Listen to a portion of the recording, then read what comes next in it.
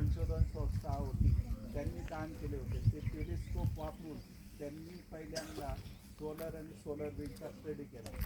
नंतर दुसरी जी त्यांनी एक सिंगल असायची 500 मीटर लेंथची 130 रुंदीच्या डायमीटरची, त्याद्वारे पण त्यांनी सोलर आणि सोलर स्पंदक आणि सोलर विंडचा स्टडी केला.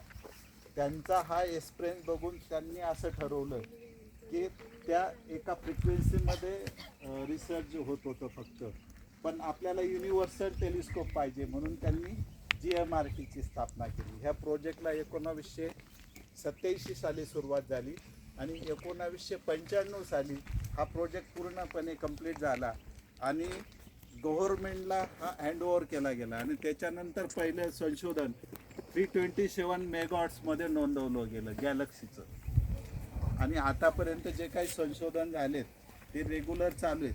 त्याच्यामध्ये आमचे जे आत्ताचे डायरेक्टर आहे यशवंत गुप्ता सर यांनी एक संशोधन केलं.